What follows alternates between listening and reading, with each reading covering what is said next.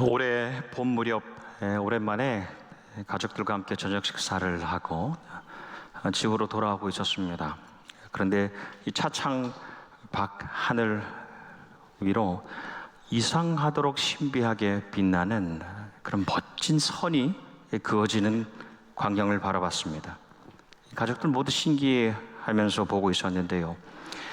마침 집에 도착했을 때 옆집에 사는 이제 부부 때문에도 그 광경을 보고 있었습니다. 그래서 제가 물었습니다. 그러니까 그 이웃이 It's a SpaceX rocket. SpaceX라는 로켓이에요. 반덴버그에서 이제 막 출발해서 날아가고 있습니다 라고 답을 합니다. 여러분, 스페이스X는 2002년에 우리가 잘 아는 일론 머스크, 테슬라로 알려진 이 기업가가 설립한 기업입니다. 미국 우주 탐사 기업인데요. 기술력이 참 대단합니다. 인공위성을 띄우고 우주선도 만들고, 이제는 우리가 잘 아는 나사, 미 한국우주국도 이 스페이스X와 협력하고 있지요. 전에 우리 기도원에 가면 인터넷이 잘 안 돼서 참 불편한 점이 있었습니다. 근데 이제는 이 스페이스X가 이 통신을 위한 소형 인터넷 위성들을 이 스타링크라고 불리는데, 그것을 계속해서 띄우면서 이 곳곳에서 이제는 인터넷이 되지 않는 곳도 인터넷을 할 수 있게 되었습니다.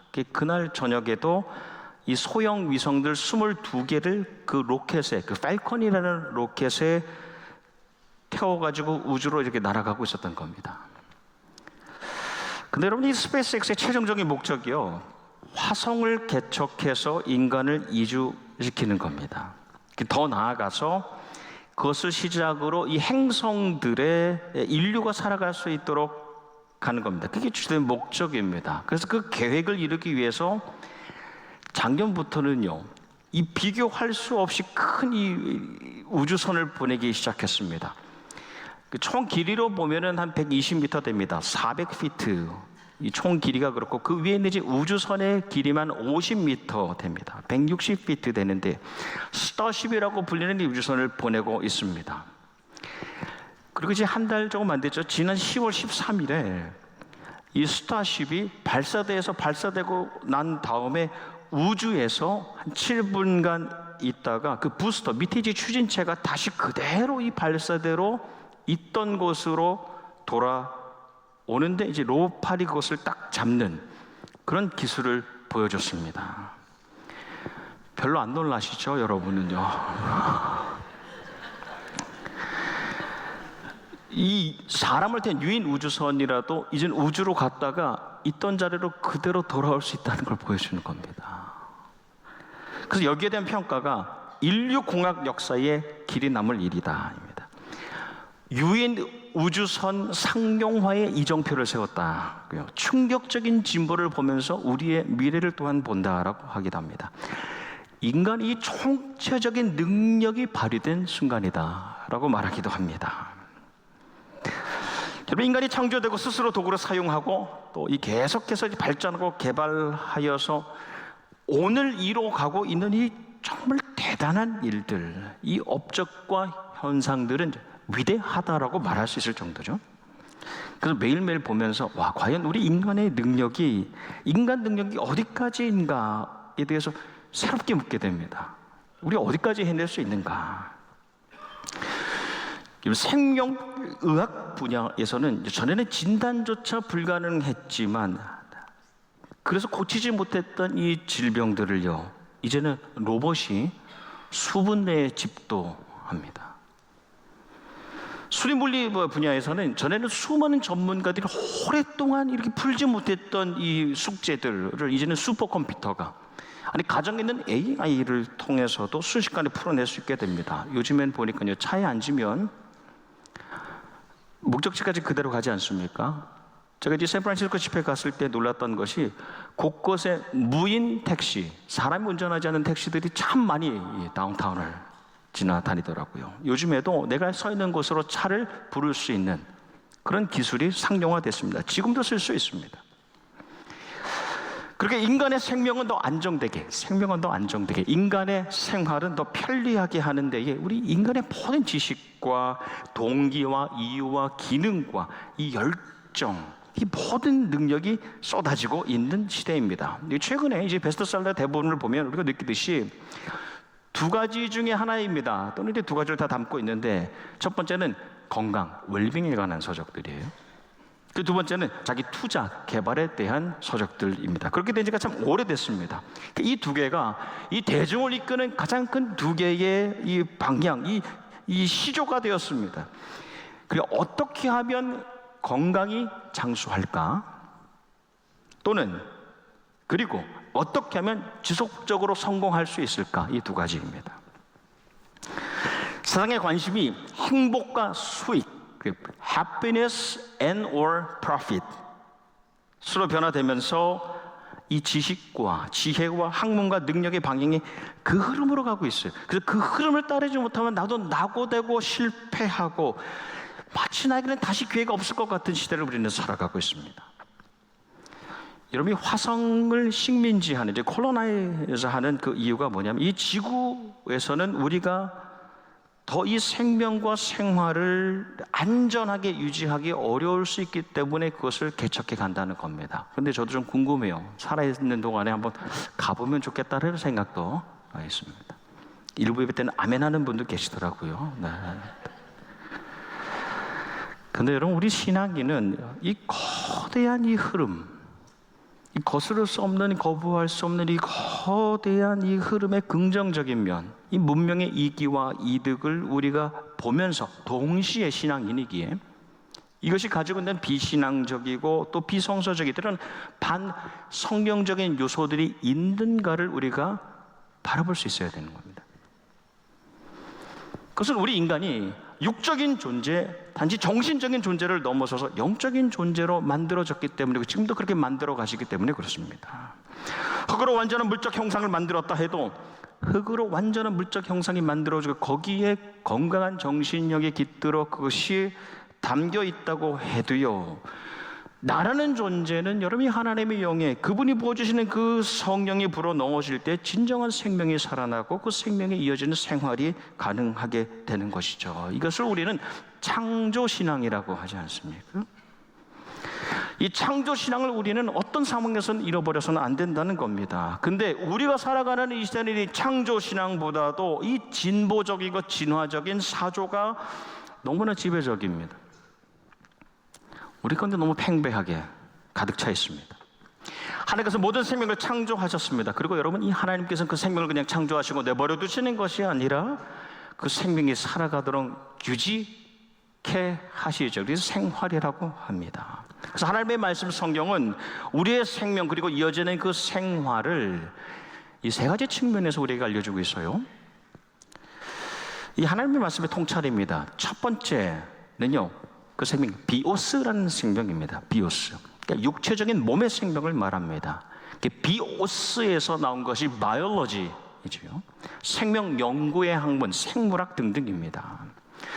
지금도 우리 육신의 이 생명을 가지고 우리가 살아가고 있습니다. 근데 우리가 또 압니다. 이 육신의 생명의 비오스가 영구적이지 않다는 것을 우리가 다 알고 있습니다. 그래서 우리는 라이프 스팬이라고 우리의 수명을 규정하고 있죠.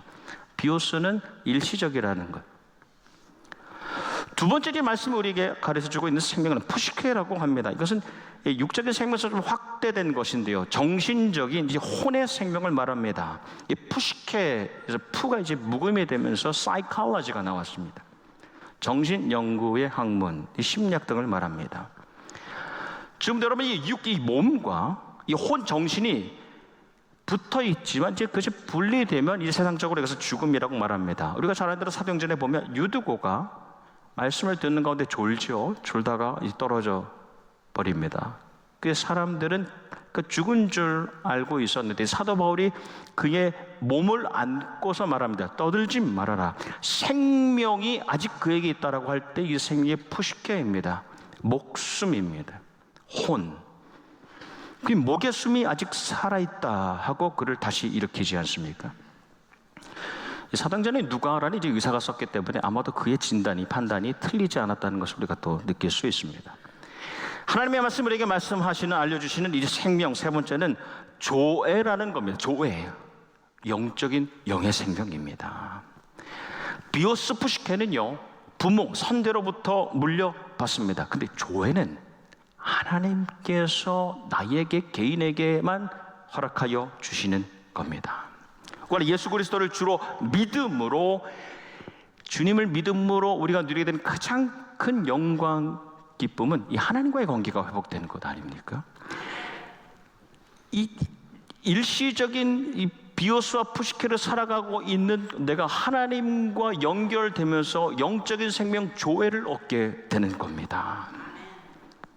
그래서 이 땅에 살아가지만 우리는 영적인 생명 조회를 가지고 살아가는 것이죠. 그리고 그 조회는, 이 생명은, 이 생은 물론 이거니와 죽음을 넘어서서 내 생에도 영원하신 하나님과 영원한 관계로 들어가게 됩니다. 우리는 그것을 천국이라고 하지요. 여러분, 요한복음에 기록되어 있는 예수님의 표적, 이적이나 기적이라고 하지 않습니다. 표적이라고 하죠. signs입니다. seven signs를 보면 오늘날 우리 이 사람들이, 우리 인류가 풀어내기 위해서 모든 능력을, 모든 힘을 동원하고 있는 이 난제들, 우리가 지금도 풀려고 하는 이 모든 이 과자들에 대한 풀이집이 이 예수님의 7가지 표적에 나와 있습니다. 물을 포도주로 바꾸심, 화학적인 변환 아닙니까? 근데 인간이 그렇게 노력하려고 했던 것이 무엇입니까? 이 돌을 금으로 바꾸는 거였잖아요. 또 연금술이라고, 어떤 금속이라도 금으로 바꾸려고 했던 이 화학적 변화, 지금도 그런 노력들을 하고 있죠. 물 위를 걸으셨다는 것, 물리적인 한계를 극복하는 능력을 보여주시는 겁니다. 물 위를 걷는다는 것. 38년 된 병자, 의학적으로 불치 판명이 난 사람입니다. 그래서 해결하는 능력을 주님이 보여주시죠. 우리가 잘 아는 대로 오병이요, 물고기 2마리와 떡 5개로 5,000명을 먹이셨을 때 이 대중의 반응은 새로운 happiness와 profit, 새로운 행복과 수익의 시대가 열렸다고 여겼습니다. 신기술이다, 새로운 능력이다. 그래서 예수님을 따라갑니다. 근데 예수님의 말씀이 너희가 나를 찾는 것은 표적을 본 까닭이 아니오입니다. 너희가 나를 따라오는 것은 그 놀라운 일을 통해서 드러난 예수 그리스도 하나님의 아들을 보았기 때문에 따르는 것이 아니라 떡을 먹고 배부른 까닭이로다입니다. 그 다음 예수님 말씀이 나는 세상에 생명을 주기 위해 온 생명의 떡이다. 나는 생명, 조회, 영적인 생명을 주는 떡이다 라고 하시는 겁니다. 비오스가 아니라 푸시케가 아니라 영적인 생명을 주기 위하여 왔다는 겁니다. 요한복음 10장 말씀에 내가 온 것은 양으로 생명을 얻게, 조회를 얻게 하고 더 풍성히 얻게 하려는 것이다 라는 말씀 속에서 여러분, 주님의 관심은 온통 우리의 영적인 생명과 영적인 생활에, 그 영적인 생명의 건강함과 영적인 생활의 풍요로움에 그분의 관심이 있다는 것을 우리에게 말씀하시는 겁니다. 비오스 푸시케를 넘어서는 영적인 생명 조회, 영원한 하나님과 관계 안에서 누리는 그 풍요로움에 관심이 있다는 겁니다. 여러분, 이번 주에 우리가 이 사무엘서를, 사무엘상하를 모두 마치게 됩니다. 그런데 사실 우리가 어제 나눈 이 사무엘하 20장 말씀으로 충분히 이 책의 모든 사건과 서사는 다 다뤄졌습니다. 이야기들은 다 마쳤어요. 하지만 이 사무엘서의 저자가 앞서서 쓰지 못했던 중요한 그 작품과 결론을 이 끝부분 21, 22, 23, 24 장에서 담아냅니다. 그 중에 하나가 오늘 우리가 함께 나눈 사무엘하 22장 말씀입니다. 다윗의 감사시 또는 다윗의 감사 찬양시. 근데 이 말씀은 크게 대동소이하게 시편 18편에 기록되어 있습니다. 특별히 시편 18편에 나오는 그 처음 구절은 우리가 너무너무 잘 알고 사랑하는 말씀입니다. 나의 힘이 되신 여호와여, My strength, You are my strength. 나의 힘이 되신 여호와여라는 이 고백은요, 지금 내가 좀 힘이 없으니까, 능력이 부족한 사람이 능력을 조금 더 얻기 위해서 하는 그런 요청이 아닙니다. 내가 좀 힘을 더 주십시오라고 말하는 것이 아닙니다. 오히려 인생의 최고점을 찍은, 우리 말씀해 보니 모든 원수에서 구원을 받고 전성기를 구가할 때의 고백이 나의 힘이 되신 여호와여입니다. 여러분의 다윗에 대한 우리가 이미지가 있지요. 뭔지 여리고 부드럽게만 한 사람처럼 보일 수 있는데, 여러분, 다윗은 최고의 무력을 가진 장수였습니다. 골리앗을 기점으로 대적과의 싸움에서 진 적이 없습니다. 모든 주변국들을 평정했지요. 강력한 비오스를 가진, 육적인 능력을 가진 사람입니다. 그뿐 아니라 우리가 잘 아는 대로 최고의 지성을 가진 사람입니다. 최고의 정신력으로 작품을 추측하기에 수천 개에 이르고, 많은 작품들 가운데 시편 150편 가운데 73개가 다윗의 작품이지 않습니까? 그 위대한 정신을 가진 사람입니다. 이 기네스북에도 나온 적이 있지만 당대의 인류 역사상 최고의 거부였습니다. 부자였습니다. 소유한 은금, 금만 해도 바벨론과 로마 대영 제국보다도 많았다. 로마 황실에 있었던 금을 다 합쳐도 그가 가지고 있었던 은금을 넘어설 수가 없었던, 금은이 돌처럼 흔했던 시대를 살았습니다. 그러니까 다윗은 더 이상 오를 곳이 없는 인간의 원형을 보여줍니다. 모든 면에서. 그의 고백에 주님은 나의 방패, 구원의 뿔, 높은 망대 나의 피난처, 나의 구원자는 그에게 방패가 없어서, 요새가 없어서, 피난처가 없어서 하는 말이 아닙니다. 부족해서가 아니라 진정한 자기를 위한 그 구원과 그 생명을 살아가게 하는 능력이 다른 곳에서 오는 것이 아니라 주님께로부터 옵니다. 라는 가장 이상적인 인간의 이상적인 고백입니다. 내가 다 이기고 다 가져보고 다 누리고 나니까 오히려 나는 비워지고 하나님의 그 능력이, 하나님의 힘이 내 안에 채워진다는 것을 느끼는 겁니다. 너무나 멋지고 아름다운 고백 아닙니까? 나의 힘이 되신 여호와여, 그 다음 이어서 내가 주를 사랑하나이다. 여러분, 사랑이라는 표현이 참 다양한데요. 여기서 라함이라는 말이 있습니다. 예전에 저희가 함께 나눈 기억이 있습니다만, 이 라함은 자궁입니다. 어머니의 자궁을 뜻합니다. 그 이미지가 그려지시죠. 그래서 부모와 자녀 사이의 그 친밀감을 표현할 때 이 라함이 사용됐습니다. 아버지, 어머니가 아들과 딸을 향해서 가지는 본능적인 애정. 그래서 라함은 예외 없이 인간을 향한 하나님의 무조건적인 마음을 의미했습니다. 여러분, 자녀는 부모를 무조건적으로 애정할 수 없다고 할 수는 없지만 어렵죠. 무조건적으로 자녀가 부모를 애정하긴 힘듭니다. 그런데 부모는 자녀를요, 무조건적으로, 본능적으로, 본성적으로 애착합니다.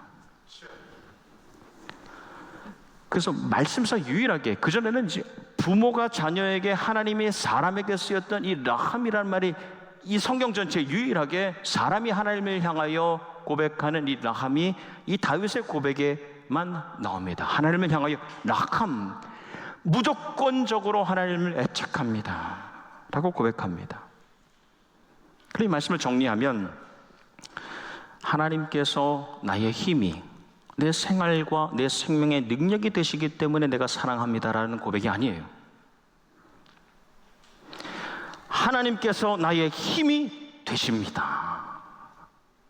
그것은 그분이 내가 흠모하는, 내가 애정하고 애착하는, 본능적으로 본성적으로 내가 사랑하는 아버지이시기 때문입니다.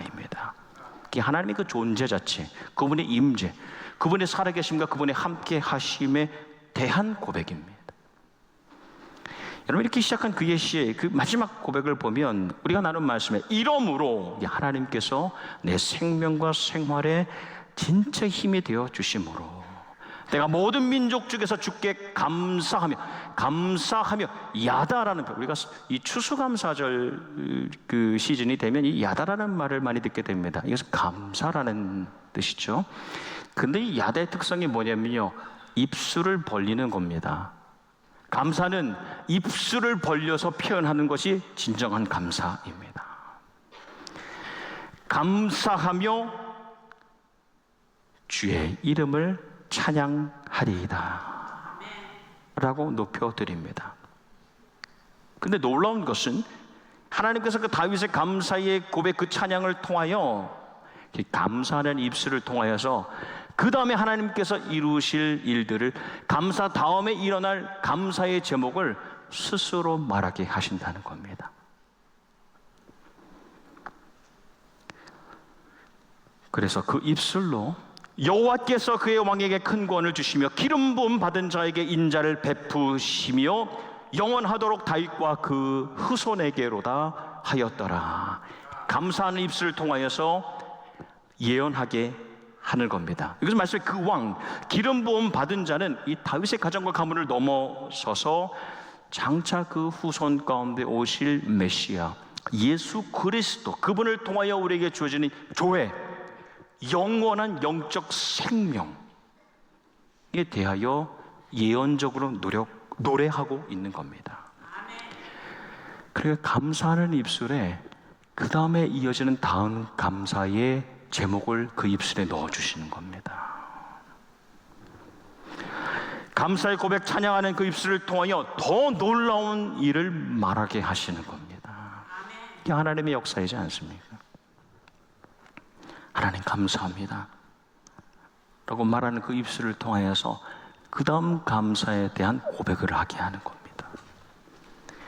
제 말씀을 준비하면서 짧지만 좀 재미난 이야기를 발견했습니다.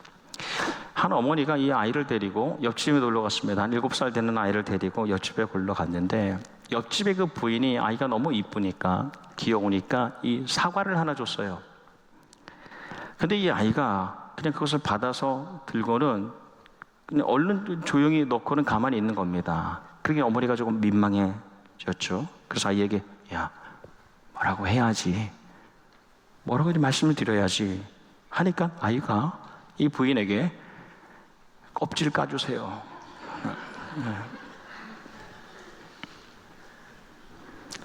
우리의 모습이지 않습니까? 저의 모습이. 이미 받아 가진 것은 마땅히 내 것이 되었으므로, 이미 내가 누리는 능력은 내 것이므로 다음 것을 기대하는 우리의 모습입니다. 감사의 입술이 없으니 그 다음에 이어지는 감사에 대한 이야기가 없습니다. 말씀을 뵙습니다. 새로운 로켓이 매일매일 우주를 향하고 있습니다. 새로운 사업과 투자 모델이 사람들 가운데 전해집니다. 생명 연장에 대한 긍정적인 결과가 나오고 있는 2024년입니다. 이 시대에 우리가 다시 만나게 되는 이 감사의 달, 이 계절은 어떤 의미인가? 고심하며 다시 말씀을 향하게 됩니다. 여러분, 우리가 주변에서 누리는 성공과 번영의 진보에 대한 이야기들에 빠지면, 그새도 관심을 가지고 그들과 비교하기 시작하면, 그 안에서 감사를 찾으려고 한다면 우리의 조회, 우리의 영적 생명은 더 빈곤해질 것입니다. 더 궁핍해질 것입니다. 하지만 나의 힘이 되신 하나님, 나의 삶의 진정한 능력이 되심, 내 생명의 이유가 되신 그 하나님, 내가 주님을 애정합니다. 애착합니다. 주님을 흠모하며 사랑합니다. 입술을 벌려 감사할 때 우리는 어느 해보다도 부유한 생명력으로 가득하게 될 것을 확신합니다. 이러므로 주께 감사합니다. 감사하는 그 입술에 더 위대한 것을 말하게 하시는, 그리고 이루어 가신 그 하나님을 경험하는 우리 교회, 또 그 안에 모든 가정과 영락의 식구들 되시기를 주님의 이름으로 축원합니다. 그래서 감사하고, 그래도 감사하는 신앙인, 참 신자, 믿음의 사람으로 살아가는 모두가 되시기를 주님 이름으로 축원합니다. 기도하겠습니다. 우리 피곤한 손과 연약한 무릎을 일으켜 세워주시고, 우리의 발을 위하여 곧은 길을 만들어 가시는 주님, 조석으로 급변하는 이 시대에 우리의 심령이 변함없이 주님을 향하게 하시고 내 생명의, 내 생활의 이유가 되시는, 또 능력이 되신 주님을 더욱 의지하며 살아가게 하여 주시옵소서. 옳고 그름과 좋고 나쁨을 분별하는 영을 더하여 주시고, 그렇게 하나님께 참 감사드리는 계절 되게 하여 주시옵소서. 주신 능력으로 하나님께 영광 돌리며 더 큰 감사의 제목을 만들어가는 하나님의 사람, 하나님의 교회 되게 하여 주시옵소서. 예수님 이름 받들어 기도합나이다. 아멘.